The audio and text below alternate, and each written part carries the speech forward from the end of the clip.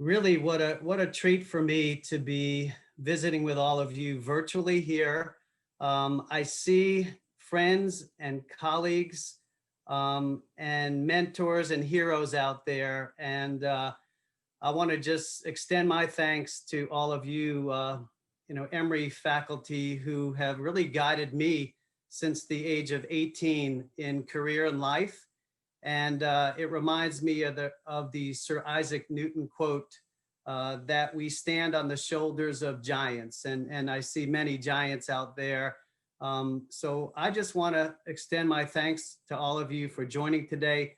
We're going to have a good time learning about the topic today, and I look forward to a vibrant discussion.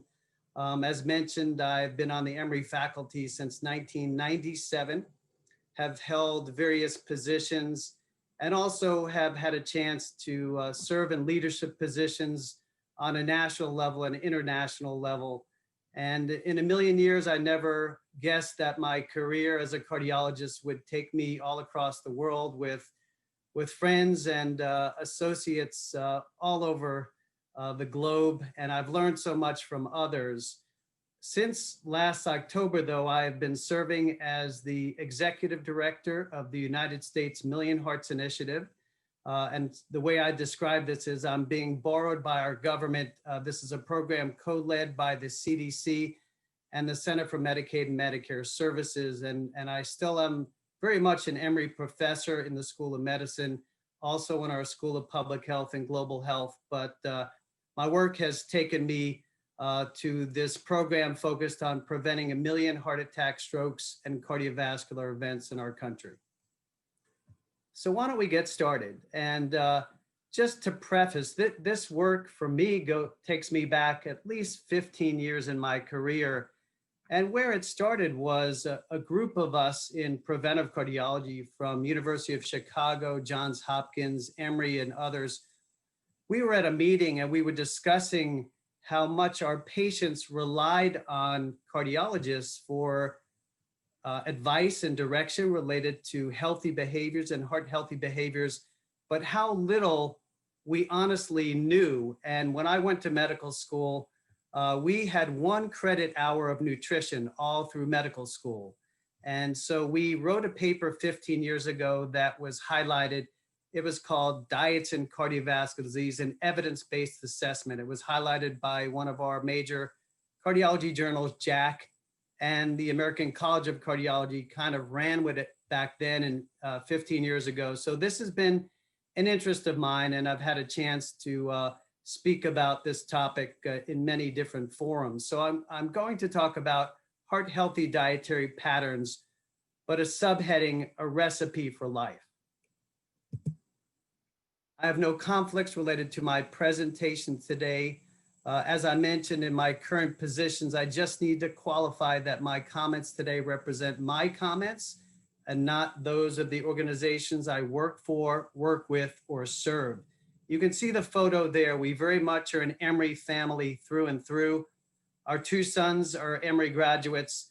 My wife, Sydney Barr, we met in the medical school library, and she graduated from Emory at Oxford, went on to University of Georgia, and then was an Emory Medical School graduate as well. And this coming May, we will have been married 30 years. I have a pretty unique perspective because when I started my fellowship, I was focused on an NIH-sponsored fellowship on molecular and vascular medicine. And my career has taken me from that starting point to really a focus on populations and global health. And so I do have a unique perspective on health, all the way from molecules and genes to populations. The photo on the left there is in Kenya. That was James, his job was to make sure we didn't get eaten by lions at night. And then on the right there, this was a faculty dinner in Romania. That's the traditional Romanian dessert called papanaș. My Emory career does start way back when, and you can see on the photo on the left here, I was a Dooley's bodyguard in college, one of the best kept secrets really in any university across the country. And I I can't tell you who Dooley was back then, but it was a special part of my college education. I remember fondly when I was a freshman, this was the last year we were on the quarter system at Emory, and still truly celebrating wonderful Wednesdays. On the right-hand side, you can see number 23. I played point guard for the very first Emory basketball team. I am still very connected to the team, and if you haven't had a chance to go watch one of the games, I would much rather watch an Emory game than a Hawks game. It's a lot of fun, great basketball, and the coach, Jason Zimmerman, is doing a fantastic job. But if you ever wondered why Michael Jordan and others picked number 23, LeBron, for instance, it goes back to my number 23. I think they were inspired. And when I wasn't drafted by the NBA coming out of college, I had to go to my second backup plan to become a cardiologist. I want you to think about a few questions today as we discuss heart-healthy dietary patterns, a recipe for life. First, what is the difference between a diet and a dietary pattern? That's an important take-home point. What constitutes a heart-healthy dietary pattern? What are some of the key elements and examples? Why do we focus today less on the food pyramid and have a greater emphasis on my plate? And then the last question, we can talk about this on many different levels. What and why are we focusing today on a recipe for life? So as we delve back into history, a question is the quest for healthy dietary patterns a recent phenomenon? And what I present today, although it's a focus on heart-healthy dietary patterns, we're going to be talking today just about healthy dietary patterns in general. Maybe about 4 years ago now, I had a chance to do a sabbatical at the Imperial College in London, working with the National Heart and Lung and Blood Institute of the UK. And I was wandering around the National Gallery in London and came across this Peter Paul Rubens portrait painted back in 1627 of a famous doctor in Belgium, Ludovicus Nonius. And he was one of the first to recognize the importance of a healthy diet. And his famous book, The Dieteticon, was published in 1627. I think it's unlikely any of us have read The Dieteticon, but if you do the math between the dash of when he was born and when he died, he lived to a ripe old age of 93. So he must have known something to guide him. We published this paper a few years ago in the Journal of the American College of Cardiology, and it was a paper focusing on cardiovascular population health. This figure depicts the health disease continuum. And I see many physicians out there in the audience today, and unfortunately still today in 2020, we are often focusing on disease, the late manifestations of disease, as opposed to better understanding what it means to be healthy with a focus on health promotion and disease prevention. At Emory, we are one of the few sites in the country that are part of a national study and initiative, the All of Us research program.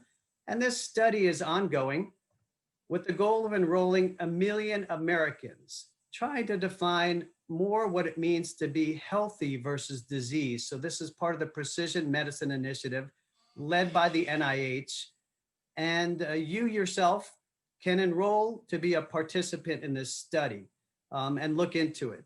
But we are one of the few sites in the southeastern part of the US, part of the All of Us study. I mentioned that as of October of 2019, I've been serving as the executive director of the Million Hearts Initiative. Million Hearts 2022 is co-led by the Centers for Disease Control and Prevention and the Center for Medicaid and Medicare Services. And we work through several hundred partners across the US, all 50 states, federal partners, private partners.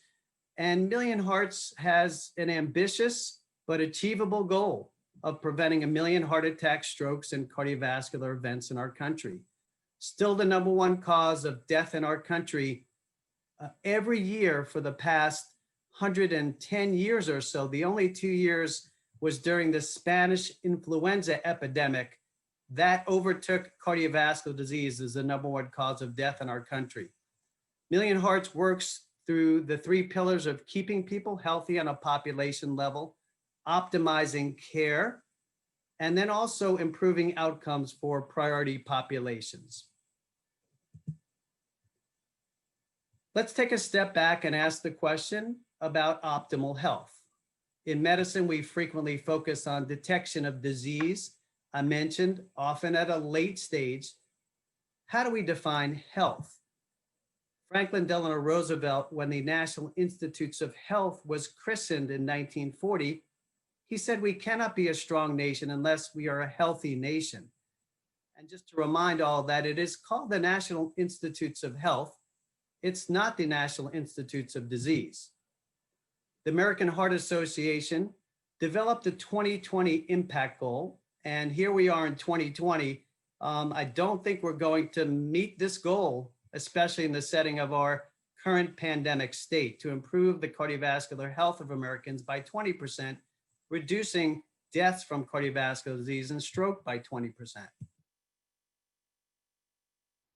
This is called the AHA Simple 7. And each and every one of you, I'd encourage you to calculate your own Simple 7 score. It's very easy to do. And these are 7 metrics that define cardiovascular health versus disease: not smoking, ideal body weight, regular moderate physical activity, a healthy dietary score or pattern, ideal cholesterol, blood pressure, and fasting blood glucose. And although although the Simple 7 sounds simple, in reality, it is not simple to achieve. This is data from the CDC, a behavioral risk factor and surveillance score of over 350,000 Americans, and only 3% of Americans, adults, have ideal cardiovascular health. Over 10% have poor cardiovascular health. And as you would imagine, there are disparities by age, gender, education, and ethnicity. As I mentioned, a lot of the work I do right now is focusing on population health. And so although we want to, although we want to focus on the best possible health for each and every one of us, if we think about health, moving the bell curve distribution of health across the population a little bit better to the left, we can make a large difference in many in our country or around the world. Unfortunately, right now, the way we approach healthcare delivery is often fragmented, episodic, and catastrophic.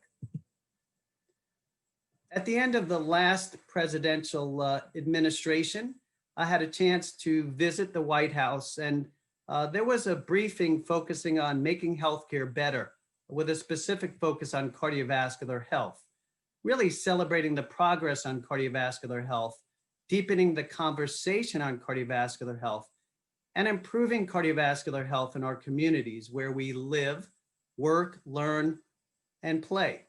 So health happens, and also disease happens, not in the 15-minute visits in the clinic or the acute episodes of hospitalization, but health happens where we live, where we are out there every day. Well, Willis Hurst was one of my mentors, and this is a photo of myself and Willis Hurst at his last attendance at medical school graduation. I remember from this graduation before, as we were taking this photo, Willis shared with me that he said, "Larry, medical school is like kindergarten." He said, when the students graduate, they're just beginning. And in his notes from a chairman in 1987, Dr. Hurst said, "Good nutrition is essential. The problem is we still don't know what to eat." Well, I'm going to make the case today that we do know what to eat and how to eat, and following a recipe for life. Dr. Hurst on October 21st this year would have been 100 years old. Excuse me.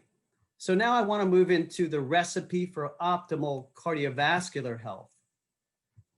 Despite the American Heart Association recommendations to follow a low-fat diet and limiting cholesterol in our diet, we have become the most obese society in the history of the world. And this obesity epidemic has now followed from our country to be a global epidemic. This is from a paper in the New England Journal of Medicine just last year, with a scary prediction that by 2030, 10 years from now, half of American adults by definition will be obese and a quarter will be severely obese. So it really harkens to the difficulty, first of all, of achieving meaningful weight loss, but also focusing on the importance of prevention.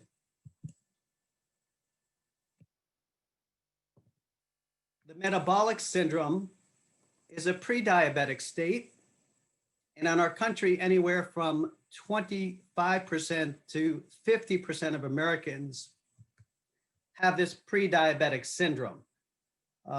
Central obesity, mildly elevated blood pressure, insulin resistance, a low HDL or good cholesterol, and a mildly elevated triglyceride level.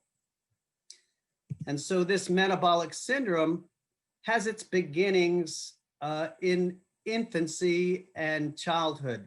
This is a paper from Venkat Narayan in our School of Public Health at Emory, and it demonstrates that across our country that our children have a lifetime risk of developing diabetes from about 25% at its lowest to 50%, and there are differences depending upon gender and ethnicity.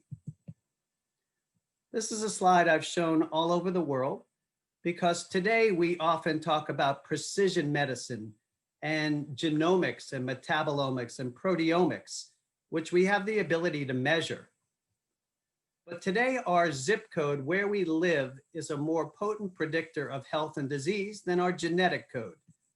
Here in Atlanta, if you live in Buckhead versus Bankhead, there's at least a 13-year difference in life expectancy with a 15-mile drive. This is a paper we published a few years ago in Circulation, talking about social determinants of health. And what's been playing out across our pandemic is vulnerabilities. Vulnerabilities related to individuals, but vulnerabilities related to populations. And in heart disease prevention, we often think about what we call traditional heart risk factors, high blood pressure, diabetes, smoking, etc.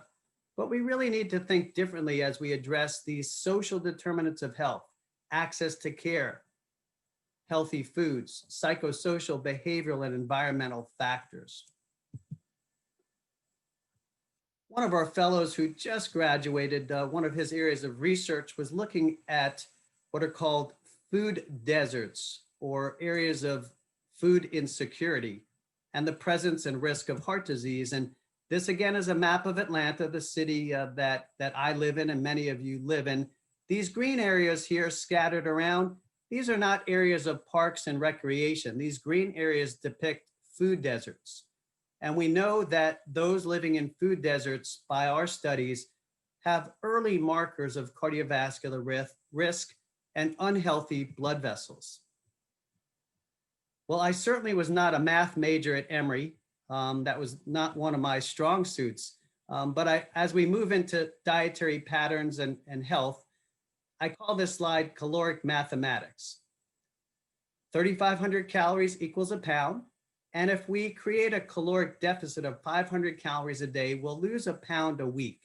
Now, to lose 500 calories a day, you can do this in several combinations and permutations. One would be just 500 calories less of food. The other would be less 500 calories burning off through exercise, but often a combination of these is most successful. And then I point out that we eat lots of calories every year, up to 1 million calories a year. Well, as we talk about caloric content and the risk of, I guess, misperceiving the difference between a healthy dietary pattern and weight loss, this is what I call the Twinkie Diet. A professor at the University of Kansas State, he was a nutrition professor. Over a 10-week period, he followed this diet of Twinkies, nutty bars, and powdered donuts. He supplemented it with Doritos and sugared cereals and Oreos, but to maintain and balance health, he took a vitamin, a protein shake, and green beans. And as opposed to the 2,500 calories he was taking in every day, he reduced his caloric intake to less than 1,800 calories a day, and he lost 27 pounds. Now, of course, we don't want to be following the Twinkie diet as a recipe for life. This is the pyramid of cardiovascular disease prevention. Primordial prevention is at a population level. Primary prevention, those with risk factors, preventing them from developing heart disease. And secondary prevention, these are people that have already developed, established cardiovascular disease. And dietary patterns are an essential component at all three levels of cardiovascular prevention. As we think about the connection between what we eat and our risk for various chronic disease states, heart disease, cancer, diabetes, on and on, there are many intermediary biologic mechanisms that connect these, including what are called surrogate markers like our blood pressure and our cholesterol, our blood glucose, but also in markers of inflammation, vascular function, oxidative stress, and on. I use this very frequently as we think about the difference between a diet and a dietary pattern. There's often semantic confusion. The Latin derivation of diet is dieta. This is a way of life. So a diet or a dietary pattern shouldn't be torture. If you're following something that for several weeks, you may be able to lose a lot of weight, but you can't sustain that till you're 103 years old. That's not a healthy dietary pattern. In general, fad diets, the more complex and restrictive a diet is, the more likely somebody will fail long term. As we think about the elements of diet, we need to break these into three different categories: the composition of diet, especially the macronutrients, the quality of diet, and then for many of us, the challenge is the quantity. Even if we're eating well, we're eating too much of well. In my presentation today, I'm going to talk about several dietary patterns and look at the evidence related to heart disease prevention. First, the low carbohydrate diets. I'll also touch upon the concept of the glycemic index. We'll also cover the very low fat diets, the Mediterranean diet, the DASH diet, and the hunter-gatherer diet. So I'm going to start with this cartoon as we get into the low carb diets. I really like this one. It says, I think it'll be okay as long as we don't eat the buns. If we look at the data on the low carbohydrate diets and realize diet studies in human are limited just by the nature of these studies, it's really hard to control all the elements of, you can't lock humans up for 6 months or 12 months and do a randomized controlled trial. But in the trials that have looked at low carb versus low fat on weight loss and cardiovascular risk factors, at 6 months, the low carb diets, you do lose a little bit more weight over the 6 months, but there's no difference at 12 months. Look at these attrition rates, approaching 40 to 50%, which again comes back to the point I made earlier that the more restrictive or complex a diet is, the more likely you will not be able to adhere long term. And then the low carb diets, at least in the short term, lower the triglyceride levels more, and the low fat diets lower the LDL or bad cholesterol level more. With these low carb diets, why do people lose weight and often quickly? Is there something magical about being on a low carb diet, meaning the macronutrient composition, or is it that simple caloric mathematics that I mentioned, decreasing your caloric intake even when you're not restricting calories?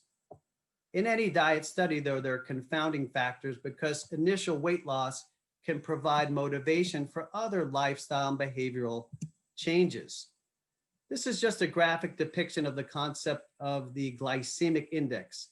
So let's just say we're going to challenge each and every one of us with either white bread or whole grain spaghetti. With the white bread, and this is 50 grams each of carbs, you get a rapid rise of blood sugar and then a rapid fall that really leads to a hyperinsulinemic response.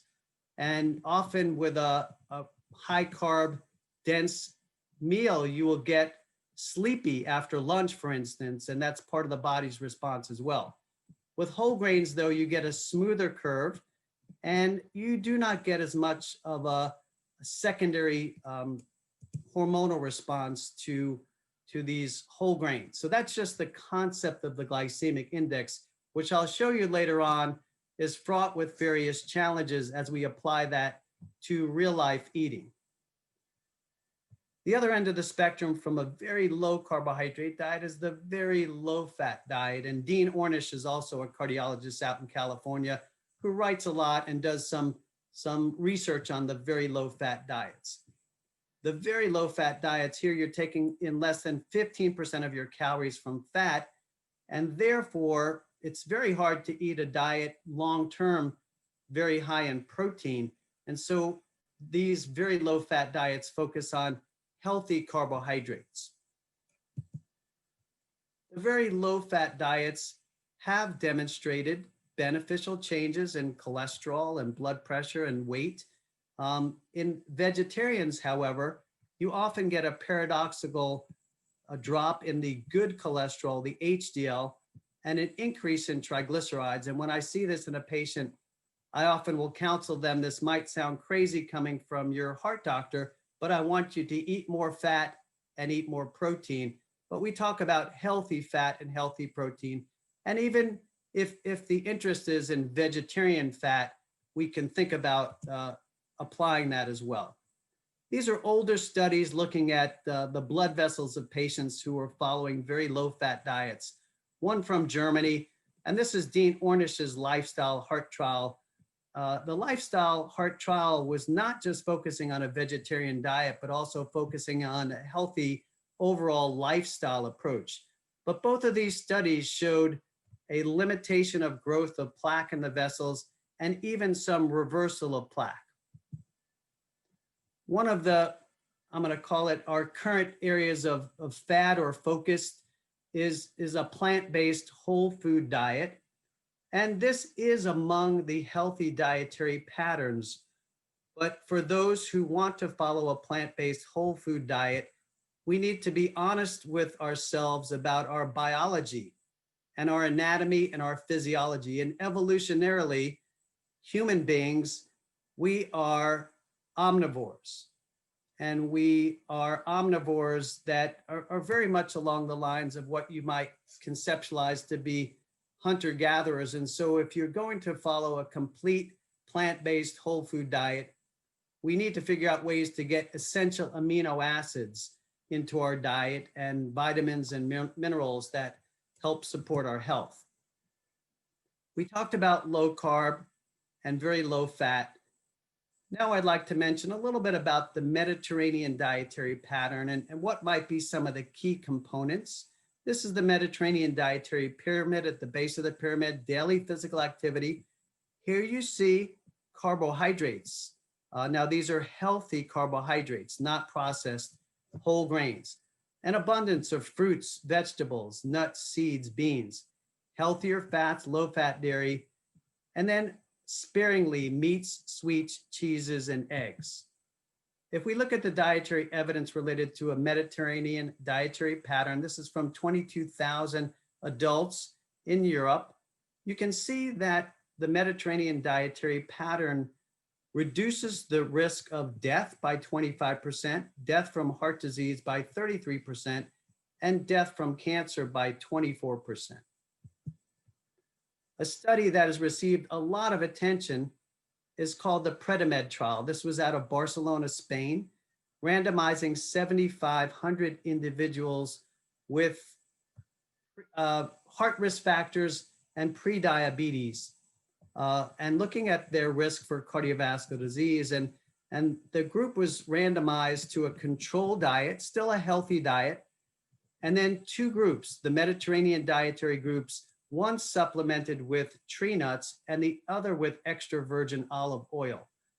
Now, in this diet study, the Data Safety and Monitoring Board that was looking at any concerning findings during the study they actually stopped this diet study early because they thought it was unethical to continue, because the Mediterranean diet demonstrated a convincing reduction in the risk for heart disease by 30%. And so this dietary pattern is as powerful as many of the medications we prescribe for heart disease prevention, such as cholesterol medicines, statins, or blood pressure medicines, for instance.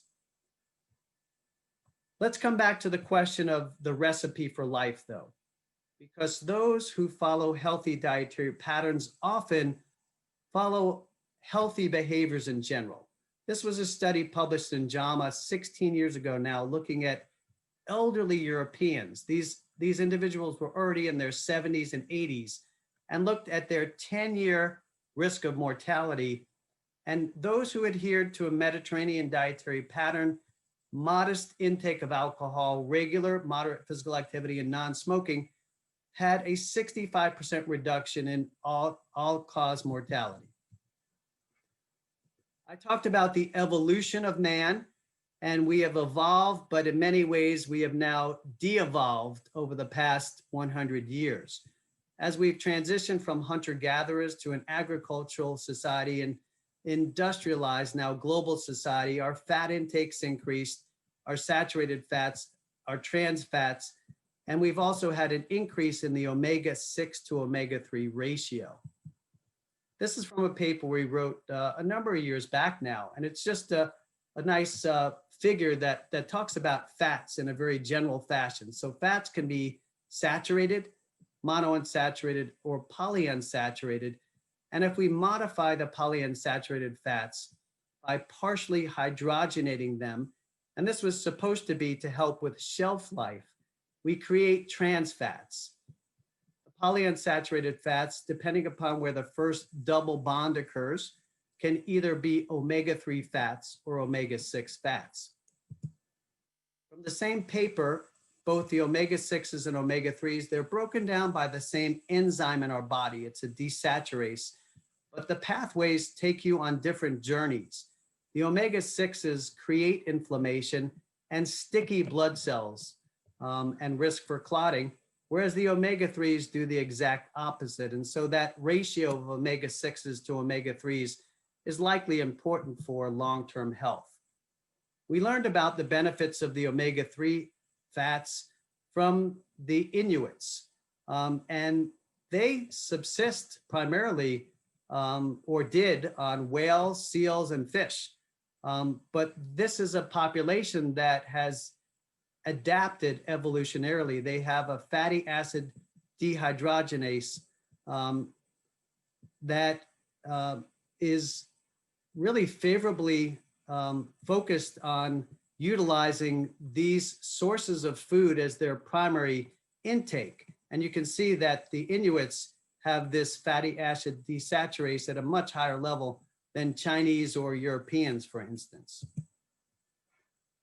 As mentioned by Gretchen in the bio, I grew up in New York originally. I used to get Twinkies in my lunchbox sometimes, but I never encountered, until I came to the southeastern part of the US, I never encountered fried Twinkies. This is from some type of a fair here in Georgia. The trans fats are among our most noxious food substance or food-related substance. They do all the things that you wouldn't want to have to your cholesterol, and a very small amount of trans fats is associated with a high risk of heart disease and sudden death. Per calorie, our most dangerous macronutrient. This is where, and we won't get into a debate about the influence or impact in government or our FDA on how we eat, but this is coming back to that population approach to better health. And the FDA had mandated specifications of trans fats dating back to 14 years, which has led to a great reduction in trans fats in our diets across the country and in restaurants.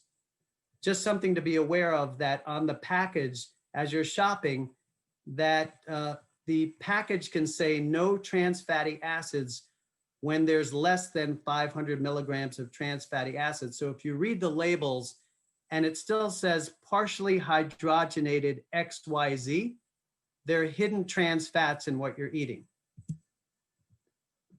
Another healthy dietary pattern is called the DASH dietary pattern, and DASH stands for Dietary Approaches to Stop Hypertension or High Blood Pressure. The original DASH diet study was a study of 460 adults with high blood pressure for 8 weeks, and they controlled their diet. There was a controlled diet in one arm, a high fruit and vegetable arm, but the real combination DASH diet is much like the Mediterranean dietary approach. Lots of fruits and vegetables, low saturated fat, high calcium, high potassium. And in this original DASH diet study, salt intake and body weight remained constant. What you can see here, this is looking at blood pressure, the controlled diet in red, the fruit and vegetable in yellow, and the combination DASH diet in green. And so the systolic blood pressure, the top number in your blood pressure, is lowered about 8 millimeters of mercury, and the diastolic, the bottom number, about 5 millimeters of mercury with the DASH diet. The DASH diet, therefore, is as effective as taking a single blood pressure pill. And when we talk about prevention of hypertension, but also control of hypertension, we should focus on a healthy dietary pattern in addition to potential medical therapies. I talked about humans in terms of our evolutionary basis, and we are certainly omnivores in terms of how our teeth are constructed. We have canine teeth. If we look at the intestinal length, we are built to be hunter-gatherers. But what has happened over the last several hundred years has been a mismatch between our genes and our environment. The hunter-gatherer diet talks about more of a traditional diet that we were meant to eat: whole foods, lots of fruits, vegetables, nuts, berries, omega-3s, avoiding processed foods.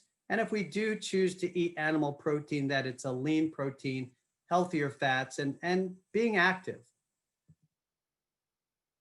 Several studies have looked at comparisons of some of the popular diets. This was a study in JAMA now 15 years ago, comparing the Atkins, so the low carb, the Ornish, the very low fat, the Weight Watchers, and the Zone diets. 160 people were randomized.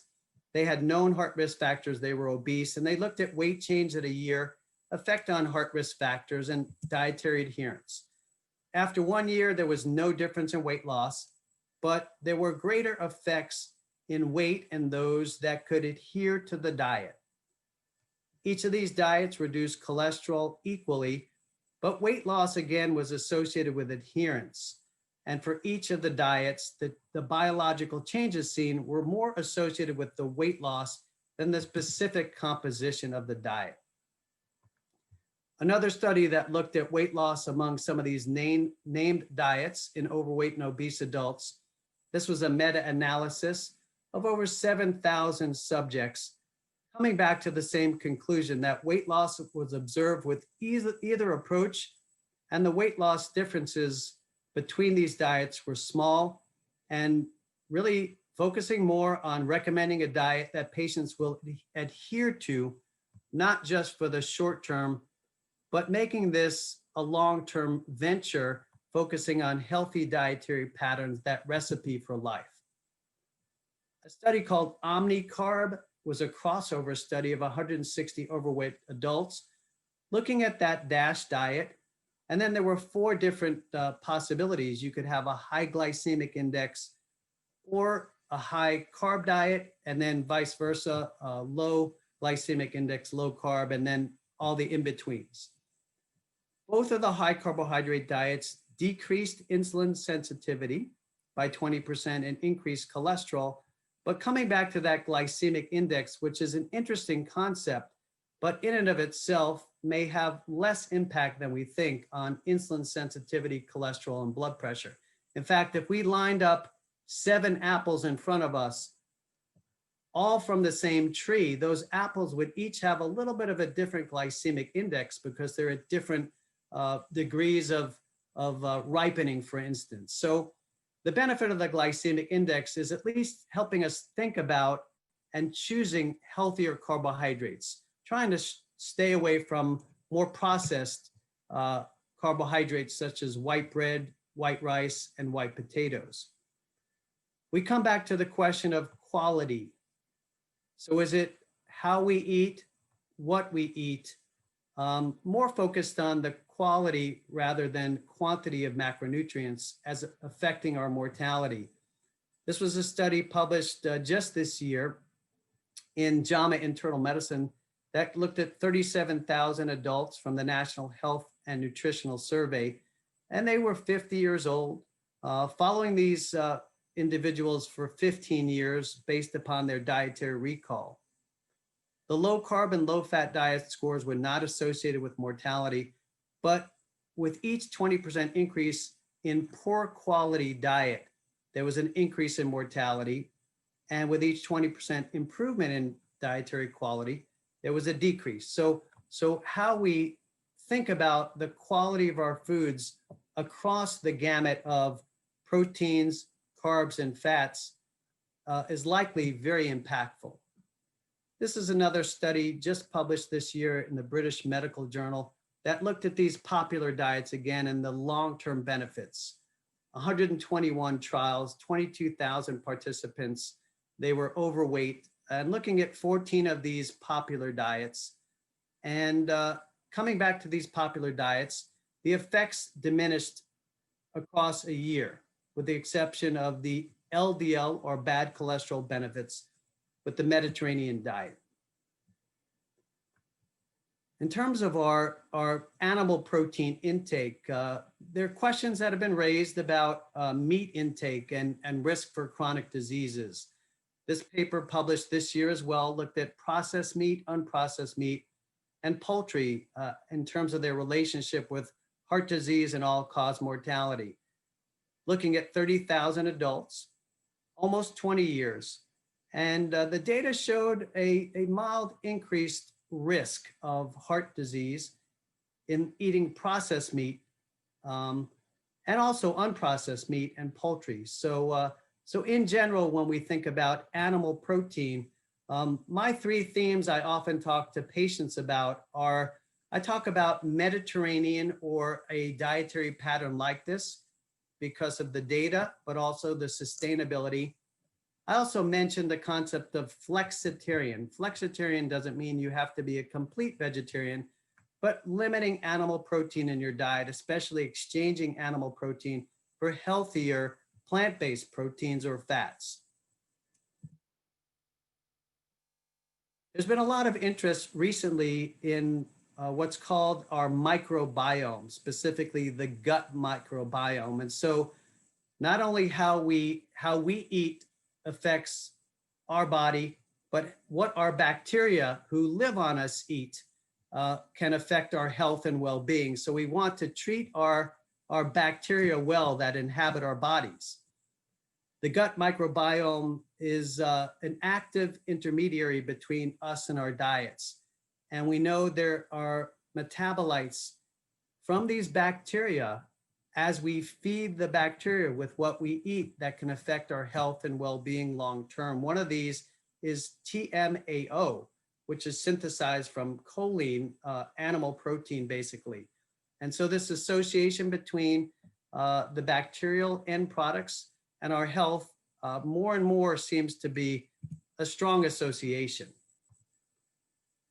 Living in the southeastern part of the United States, we know here, this is considered what we call the stroke belt, the hypertension belt, the diabetes belt, and the obesity belt of the country.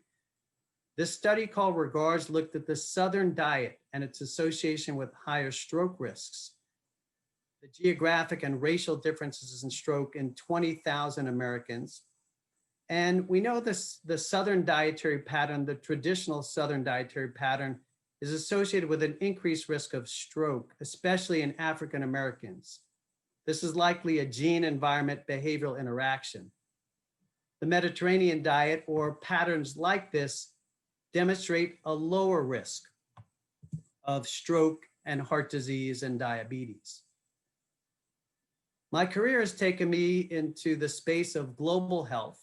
And on a global level, what we're seeing happen is We are seeing an obesity epidemic across the planet, and this obesity epidemic has now become a diabesity epidemic. The predictions are by 2025 that 380 million individuals around the world will be obese and with diabetes. As we look at the interface between the COVID pandemic and risk for serious consequences, we see similar vulnerabilities. These vulnerabilities of serious health conditions such as obesity and diabetes and heart disease, but also vulnerabilities across the social determinants of health that are playing out across our country and across the world. So we talked about composition and of course the quality. What about quantity? I've had patients come to see me and say, Dr. Sperling, I've been following that Mediterranean dietary pattern we talked about, and I'm still gaining weight. What's going on here? And often it's that you're eating too much of a healthy dietary pattern. So in our country, we have a concept called portion distortion. If you look back at the size drinks people used to have or the size meals we used to have, that's dramatically changed over the last several decades. So we want to understand and control our portion size. And often the size plates we eat off of determine how much we eat, because we think we're full when the plate's clean. The serving size of a pasta, for instance, should be the size of a baseball and not a basketball. And we see in many fast food restaurants, things like this Hardee's Monster Thick Burger with 1,400 calories. If you've not watched this movie, I would really recommend it. We watched this years ago with my wife and our two sons. Super Size Me. Morgan Spurlock was a near vegetarian. He was cycling to work every day, and he did an experiment on himself. He became the stereotypical American. Over the course of a month, eating at McDonald's for breakfast, lunch, and dinner, he reduced his physical activity. He was taking in up to 5,000 calories a day. He became hypertensive. His cholesterol increased. He gained almost 25 pounds. His libido was adversely affected. He developed a fatty liver. And in fact, his doctors counseled him to stop this ongoing experiment for the sake of his health. And it took him months and months and months to recover. Now, there are not many that are following this type of a dietary pattern, but now take this 1 month experiment and think about the average teenager in our country. Every single time they eat a meal that's high in fat or in poor quality, their body reacts adversely. And we know from data that we can see increases in inflammation in the body and abnormalities in the blood vessel function after a single meal. Start adding up the consequences of how these young adults or teenagers eat throughout their life, and recognize how we have the health challenges we have today. This was a really provocative paper in the Journal of the American College of Nutrition, looking at the concept of supersizing, but the hidden toll on our pocketbook, the economic consequences of a single fast food meal. We think we're getting a deal, so we get a bigger meal with another 400 to 500 calories for only an extra 67 cents. But with this meal comes additional fat, and if we calculate the cost of that one meal over the course of the year by increased auto fuel to carry our extra weight, maintenance food, and healthcare costs, we're certainly not getting a deal. I like this ancient Chinese proverb, eat less at dinner and you will live to 90. There is evidence now about caloric restriction and longevity. We've written several papers about this year, the concept of time-restricted eating, or what we would call intermittent fasting. If we look at the data in rodents and monkeys, there is a suggestion that by reducing our caloric intake, especially at a younger age and across one's life, that we may increase the lifespan. There's some debate though, and there are ongoing studies in humans right now. But the intermittent fasting or time-restricted eating is a pattern that many people can follow long-term, and it is associated with healthy markers. There is a national weight loss control registry that I call Successful Losers. These are individuals that can lose 10% of their, 7 to 10% of their body weight and keep this off for at least a year. Those who are successful have several behaviors in common. They monitor themselves, weighing themselves often daily, monitoring their food intake, following that healthy diet most of the time, eating breakfast most days, and engaging in moderate regular physical activity. Our dietary guidelines have really changed over the last several decades. And we've moved from talking about diets to healthy dietary patterns. The summary of the last dietary guidelines points out that we should focus on eating a healthy pattern across our lifespan, focusing on variety and nutrient density and amount, limiting our calories from added sugars, saturated fats, and reducing sodium intake, shifting to healthier food and beverage choices, and supporting just a general healthier eating pattern for all. One of the questions I asked you to think about at the beginning of my presentation is, why have we switched from the food pyramid that I know, many of you learned about in grade school or even when you were in college, to the My Plate? My Plate, it really teaches us that half that plate should be fruits and vegetables. The size of the plate also matters. Eating off a small plate versus a large plate. We should enjoy what we eat, but eat less. Half of our plates, as I mentioned, should be fruits and vegetables. We should drink water over sugared, sweetened beverages. If we do choose to drink dairy, it should be fat-free or low-fat. And we also want to reduce sodium in our diet, and half of our grains should be whole. Although there's been a lot of debate about salt and the relationship to health, there is a large salt lobby in our country. Is salt and heart disease a problem we can lick? A study from the National Health and Nutritional Survey tells us that most of our salt does not come from our salt shaker. It comes from processed foods and from restaurants. And our goal should be to begin to reduce the sodium in our diets individually, but also collectively and on a population level. A paper by Tom Frieden, former director at the CDC, and another paper recently this year tells us that if we can reduce salt intake by 30% across the world, we can potentially reduce deaths from heart disease as many as 3 million deaths that we can prevent across the world. And so this population-wide reduction of sodium at the source of where we process our foods and at restaurants can make a big difference. When the last dietary guidelines were released, they picked out one or two sentences from this compendium of hundreds of pages. And the news was that cholesterol may not be as bad as we think. And I think I had to speak on the news about this. So is it the chicken or the egg? In this 500-page report, there was a comment that cholesterol is no longer a nutrient of concern for overconsumption. And there's no appreciable relationship between consumption of cholesterol and serum cholesterol. I think we have to be cautious that there are very few foods that are cholesterol only. And so when we take in cholesterol in our diet, it often comes along with saturated fat and trans fats.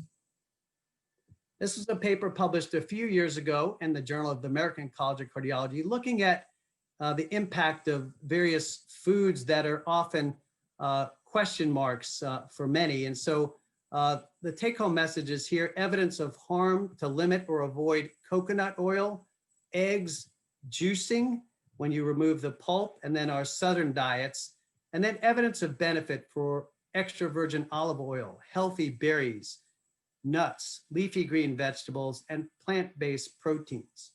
And you can see here the gluten question. Unless you have true gluten sensitivity, if you're limiting gluten in your diet, this is just another way of reducing carbs and sometimes less healthy carbs. Well, the good news is that a little bit of dark chocolate is part of a healthy dietary pattern. Epicatechin is a flavonol in dark chocolate. And going way back to the Aztecs used chocolate as currency. Dark chocolate can improve the health of our blood vessels, the health of our cells, and has favorable effects on our blood pressure, our cholesterol, and reduces the risk of heart disease and stroke. I take you back to how I introduced my presentation. I said 15 years ago, I got involved in the questions about diets and heart disease as we wrote this paper that got a lot of national attention. And for at least the past 10 years, I have served for the US News and World Report as one of the 20 diet experts in the US. So we each year rank over 50 of the popular diets on a Likert scale, 7 parameters, their effect on short-term weight loss, long-term weight loss, diabetes, heart health, ease of compliance, nutritional completeness, and health risks. And I have no relationship or connection to US News and World Report other than that I serve on this panel. I don't even get a free US News and World Report to my home. Over the last 10 years, we've looked at many of these popular diets, so pick out a few of your favorites here. I do think the site is nicely done. It's nicely done because it's a balanced site, and it also gives you examples under each of these types of diets of various menu items that you could prepare for yourself or your family, for instance. What we've concluded, though, is if we look at these dietary patterns, the overall best are some of the ones we talked about today: the DASH dietary pattern, Mediterranean, the Mayo Clinic, and therapeutic lifestyle change are very much along the lines of these dietary patterns here. And Weight Watchers, I think, is nicely done because it talks about healthy composition of diet, also quality, but important for Weight Watchers is talking about quantity. Heart Healthy, I put a question mark here for Ornish because that very low fat dietary approach, although some people can follow this, it's not likely going to be sustainable until you're 103 years old. Several of these other patterns, though, are heart healthy, the ones we've talked about today. And we just talked about if you're going to be vegan or vegetarian, just to be sure you get essential amino acids and the appropriate minerals and vitamins. For weight loss, several of these here that you may be familiar with. And then this just highlights the paper we published now 15 years ago, looking at the optimal diet for cardiovascular health and evidence-based assessment. And our take home really from 15 years ago, I think holds true today. The low carbohydrate diets are really a short-term weight loss trick. And so if you're trying to get into a suit for your 30th or 50th high school reunion and you want to lose 10 pounds or 20 pounds quickly, I would say just be careful and cautious because a ketogenic diet, an extreme form, can have severe health consequences. So certainly talk to your doctor about this. The glycemic index, we talked about it as an interesting concept, but really in practice, not that well founded. Very low fat diets can be healthy, but often difficult to sustain long term. And then patterns like the Mediterranean and others that are like it, like DASH, do show health benefits, sustainability, and long-term ability to follow these types of dietary patterns. I really appreciate the chance to visit with all of you here virtually for this Emeritus College Luncheon Symposium. I look forward to the times ahead when we can be together in person and get a chance to not only share our knowledge and share our questions, but really share with each other as we're so used to. And it's been a wonderful ride for me so far here at Emory. I want to thank all of you again for the many lives that you have influenced and impacted during your careers. Really, your giving to others is one of the reasons I am here today presenting during the lunch symposium. So thanks for your inspiration. It really touches my heart. And I'm glad to address any questions or comments. Could you please tell me, thank you for your presentation, why would a baked potato, a white baked potato, be bad? You said no white potatoes. Yeah, and really, even though I talked about composition and quality of diet, one of the things I say is it, never say never to anything as a complete, off the list. So if you enjoy white baked potato, I think you can eat that on occasion. And it depends, each and every one of us have different goals and objectives for how we eat and why we eat and what we eat. Of course, what we eat is an important part of our life every day. It's an important part of our family and our culture. But if you look at the white potatoes, these do increase the glycemic index conceptually. And then the white potatoes in general do increase the risk of insulin resistance and other factors. So you could switch a sweet potato, for instance, for a white potato if you enjoy eating potatoes, or just eat white potatoes not that frequently, not 5 times a week. And then the other thing about just how we eat and why we eat is, most of the time, if you said 90% of the time, I want to follow a healthy dietary pattern, or 95%, I also tell people if your favorite foods in the world are things that your cardiologist would cringe about, a steak and a potato with sour cream and a big bowl of ice cream with whipped cream, I just say knock yourself out, enjoy it, don't feel guilty, but don't make that the staple of your diet. Make that an occasion, and you shouldn't feel guilty about it because life is a journey. But you might have a different goal of how you eat and why you eat than me. So is your goal just sustaining long-term health, or is it weight loss, or is it focusing on low sodium because you have high blood pressure? So for each and every one of us, we might construct our own recipe for life. Thank you. Okay, David.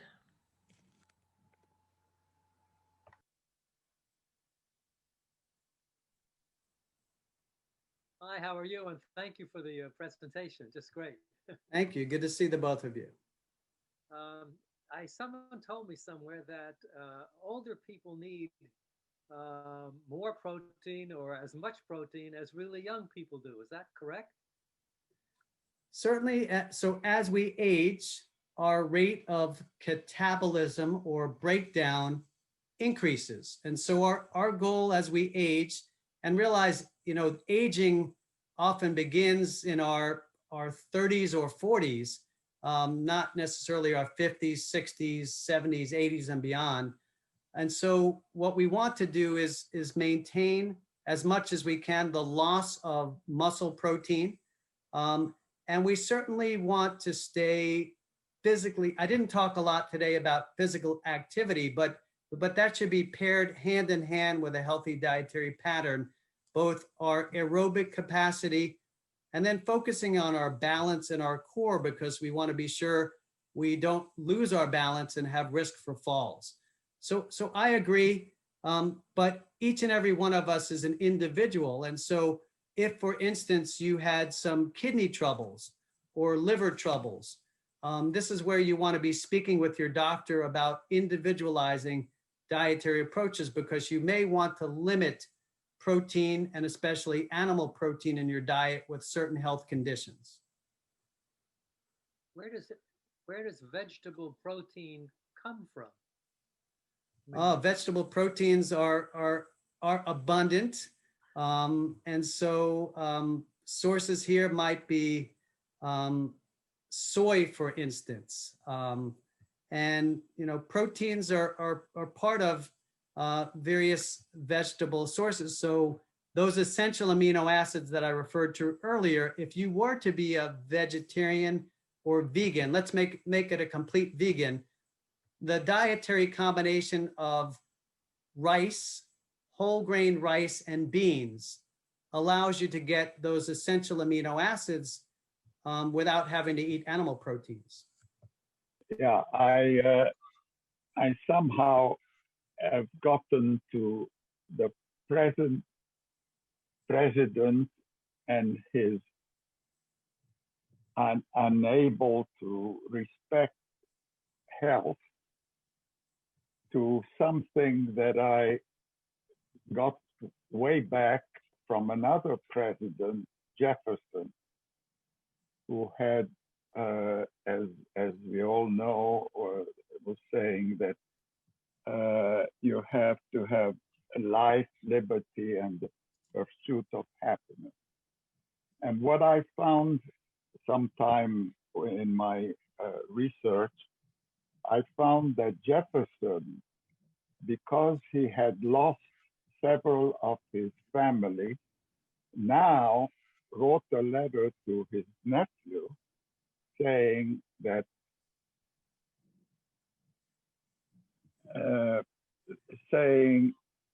sorry, I found it here.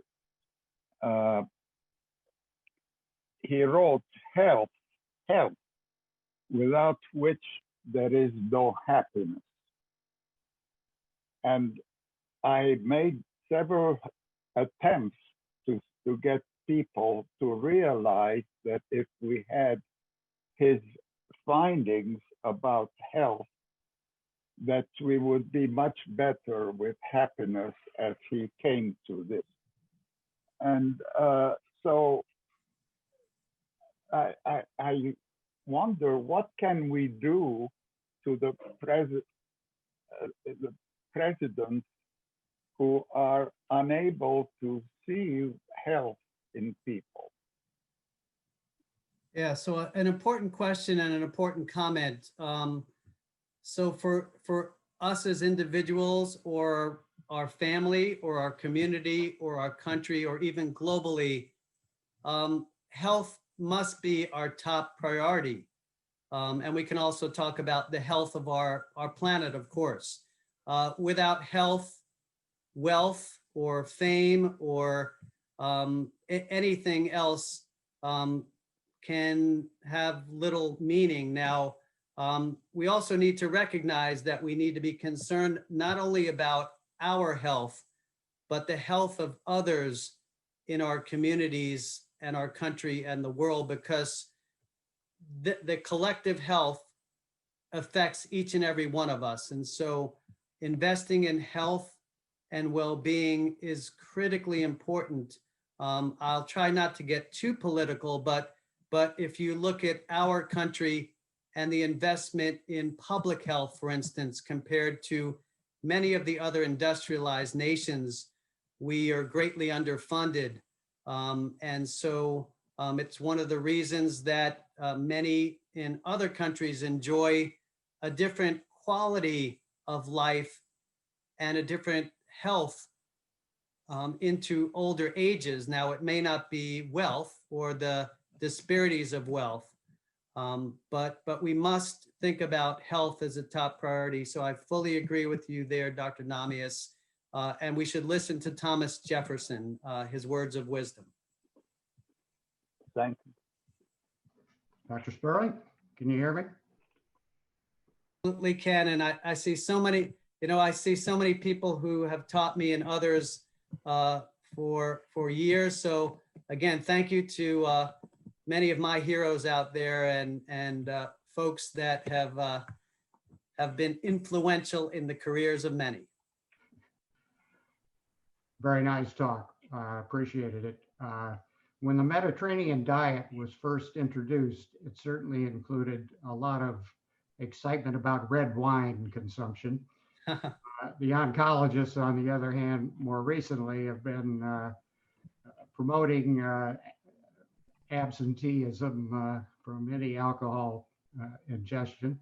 Both presidential candidates are claiming to be teetotalers, having observed alcoholism in their families. Are there controlled studies, and what should a practicing cardiologist be recommending these days?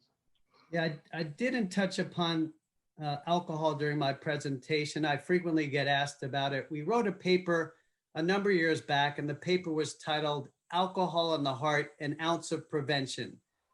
So my take on it, first of all, is we would never prescribe alcohol to an individual. for those who choose to drink alcohol responsibly, several observations. One is, although red wine is touted to be more health promoting than white wine, etc., because of things like flavanols and resveratrol, what appears to be the health promoting factor is alcohol itself, as opposed to the vehicle. If we look at the data, a very modest serving of alcohol, a half serving to maybe one serving for a woman, maybe one serving up to two for a man per day, does demonstrate a decrease in the risk of things like heart disease and even diabetes. It comes back to, though, that individual recipe for life. Alcohol, of course, can have adverse health consequences on a behavioral level, a psychological level, but also things like, cirrhosis and risk for instance, hypertension or a weak heart muscle, a cardiomyopathy. If you are somebody who cannot drink a modest amount, then the answer is complete abstinence. If we look, though, at alcohol itself, it comes back to the goals and objectives of you as an individual. Alcohol has calories, and it is fermented sugars. And many people do not appreciate that beverages have calories. People think that if I'm eating it, they're calories, but when I'm counseling people on weight loss, for instance, I always start with what I call low-hanging fruit. I ask patients, do you drink sugared sweetened beverages? And in the South, we talk about sweet tea. I take care of a former Falcons player who, when he retired, he was a big guy, but he gained 100 pounds after retiring. And the first thing I asked him was, tell me about what you have for breakfast, lunch, dinner, snacks, and beverages. He was drinking a gallon of sweet tea every day. So he peeled off the sweet tea and he quickly lost 25 pounds. The same observation, though, with alcohol. I have patients that have noticed when I cut my alcohol from, let's just say, 3 glasses of wine down to 1, I can lose 15 pounds very quickly. So it comes back to health promotion, disease prevention. But if your goal is maintaining a healthy weight, then I would limit alcohol intake to a very modest level, just purely from that caloric mathematics. But related to certain cancers, as you know, Dr. Newcomb, alcohol, related to Western cancers, for instance, appears to have an adverse impact. And so I would say modest and healthy drinking if you choose to do so. Thanks. Hey, Larry, thanks so much for that. That was great. As you know, I support all these things, although I come at it from the other end of the spectrum to try to fix people. But Dr. Namias mentioned a letter from Jefferson. I'm in possession of another letter from Jefferson that George Beller gave me about his nephew. And I don't know if it's the same nephew or not, but he was going off to Baltimore and he was going to study under the tutelage of somebody. And he said, look, let this kid study any number of subjects. Could be business, could be law, could be surgery, but above all else, do not let him study medicine. So that's total quackery. That was Jefferson's opinion at that time. So I'm glad we've made some progress since then. You're talking about these lifestyle changes. I'm thinking you haven't mentioned yet the analogy to smoking, which is like the pack years and the length of time that you do all these things that has such an importance. And of course, we come at this from statins and the question about should people be crunching their LDL cholesterol from a much earlier age than we thought before. But in terms of lifestyle changes, you said that aging begins maybe in the 30s and 40s and not so much in the 70s and 80s and beyond. Since most of your audience here in the 70s, 80s and beyond, where should the emphasis be on lifestyle changes? Most people's lifestyles are pretty set by now. Should we be more concentrating on our grandchildren and when to start them on these kind of things? And while you're answering that, I'll continue part of my Mediterranean here. I had some dark chocolate and There you go. red wine. So you've learned a lot already from my presentation there, Dr. King, and embracing that combination of a little bit of alcohol and dark chocolate. The comment you made is a really important one. When we talk about heart risk factors, risk is accrued over time. And so again, I was not a math major, but the term in calculus that we refer to called an integral, and an integral is an area over time. And so whether it's blood pressure or smoking or cholesterol or our diet or our weight or our activity level, how we go about our life has cumulative impact. And so the sooner we get started on healthier behaviors, for instance, the biggest predictor of an obese adult is an obese child. And, you know, as we think about healthier behaviors, we can talk about this on an individual level, but this comes back to population health. Population health is about making the easy choice the healthy choice, and the easy choice, not only the healthy choice, but the safe choice. Your comments about, so at an older age, what should we be doing? Absolutely, we should be helping to influence health across the life spectrum. And so if you do have grandchildren, teaching them about the importance of healthy behaviors at a young age. Our children, being the sons of two doctors, we taught them from a very young age about the importance of eating a healthy dietary pattern and exercise. And we didn't forbid them from eating any food. You know, you absolutely can't eat this, but how you eat across your life makes a difference. I do think at an older age, many of your own life habits have been established, but nonetheless, come back to that study I mentioned in the European older individuals. They were already in their 70s and 80s, and it looked at 10-year mortality. And those healthy behaviors, improved 65% reduction in mortality, even when you're starting out in your 70s or 80s. And when we talk about life, we want to, ideally live longer, but also live better. And there's more and more data coming out regarding the benefits of brain health. So my presentation today about heart health translates to health in other ways: cancer prevention, diabetes prevention, but also brain health. Yeah, that's very helpful. Thank you. I can ask you another one, but I don't want to. Well, I will just briefly. The population health thing, you mentioned the salt thing. I was impressed by this study from this political action from Finland, where they cut the salt content in the processed food and did document outcomes. You want to mention that?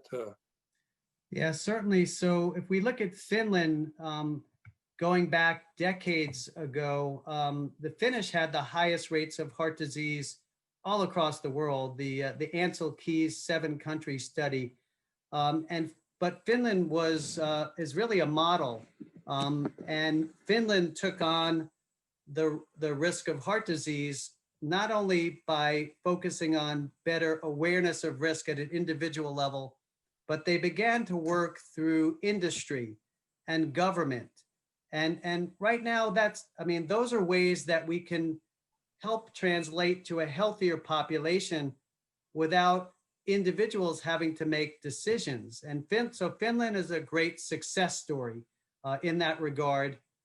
If you go to the grocery store in our country, I will tell you that one of the big things that has happened recently, and it's got lost in all of our other news, is that for the first time in 2 decades, the FDA has changed the food labeling to be a little bit more favorable to the consumer. But I kind of half kiddingly say that you need a PhD in deciphering food labels to try to understand, what to shop for in the grocery store. The World Health Organization that I've worked with and the World Heart Federation has talked about the benefits of front of package labeling. Just very simple on the front of a package, having sodium, calories, and fats, and have a green light, yellow light, or red light. Because many people have low health literacy, they very much have low food health literacy, even really educated people, because it's not that easy. Hello. Which is more important over time, diet or weight? So if we look at the term that's called population attributable risk, really our diet across one's lifespan probably is a greater factor than weight alone. There's a classic study from Harvard alumni that looked at being fat or fit, for instance. And so in these individuals, people who are overweight but are more physically active tend to do better than skinny people who are quite inactive. Now, that being said, I've had to debate individuals in Europe on occasion about the concept of metabolically healthy obesity. And although there are thoughts that you might be able to be overweight or obese and still maintain health, there's a study from England called the Whitehall study that has now followed these cohorts out for several decades. And most of the time, if you're overweight or obese, at some point in time, you will transition into an unhealthy state. So I would go with diet over weight, but recognize that an unhealthy dietary pattern and or being overweight can have adverse health consequences across one's lifespan. But both of those can impact negatively. Okay, I'll tell you a story that Dr. Hurst told us a long time ago. He went to visit Dr. Eugene Stead up at Duke after Dr. Stead was older. I think he was in his 90s. And Dr. Stead fixed breakfast for him, and they had eggs and bacon and toast and butter and all this. And Dr. Hurst looked at Dr. Stead and said, "Gene, what is your cholesterol?" And Dr. Stead said, "I don't know, Willis. I never checked it." So what part does heredity play in the overall picture? Yeah, so Dr. Hardison, very much we see chronic diseases being related to gene environment behavioral interactions. Each and every one of us get a deck of cards the day we're born. We don't always play out that deck of cards or the hand of cards. For people that have deleterious genes, I'll use the example of familial hypercholesterolemia, that have in utero already elevated cholesterol levels. And at the time of birth, these people can often develop accelerated cardiovascular disease, even if they follow a healthy behavior, even if they're marathon runners and they're vegetarians. But we see most chronic diseases being more determined by lifestyle and behavior than genes alone. Some of the studies that have looked at, even in those that have a higher, for heart disease, what's called a polygenic risk score. So they have a genetic predisposition towards heart disease. You can counterbalance that often through a healthy lifestyle and behavioral approach. Well, thank you. Thank you, and great to see you. Thanks. I know we need to wrap up because it's just past 1. Maybe Larry will hang for a bit, or the rest of us for a little more talk. I did just want to thank Larry for a really wonderful program. I'm sure we've got many questions we didn't get to ask. I know I do, but lots answered as well. But what about the diet colas, that sort of thing? Yeah, this is a question I've been asked a lot. And there was even a paper, it was either last week or the week before, that got a lot of press related to this. What seems to be is people who are drinking no calorie diet sodas or drinks still appear to have increased risk for conditions such as diabetes and heart disease. And there are theories as to why this may be the case.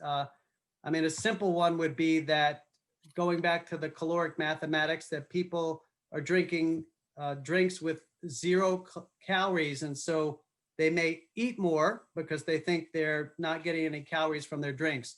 But I think what is more likely is that some of these artificial sweeteners are fooling your brain and are affecting our biologic signaling adversely. So in general, one of the rules of thumb should be, going back to what Dr. Hardison mentioned about the Eugene Stead breakfast at age 95. We want to get away from processed foods as much as we can. And that would be a nice general rule of thumb. But for the general population, that's not that easy. We don't necessarily have the time or the ability or I guess the wherewithal to be able to, raise our own food, cook our own food, etc. And I come back to the food deserts and areas of food insecurity in our country, which are many. About 10% of Americans, even if they want to have unprocessed food and eat healthier, don't have the ability or access for that. But I'd say, as much as you can, stay away from processed foods. That includes those no calorie, artificially sweetened beverages. Thank you so much. Yeah, thanks. And maybe we should let Larry go since he has another meeting. But everybody can find me on the Emory email system. So feel free, if you have some questions, to send me an email. And I look forward to hearing from some of you. And again, thank you so much for the opportunity and invitation to join you all today. It's been a real treat.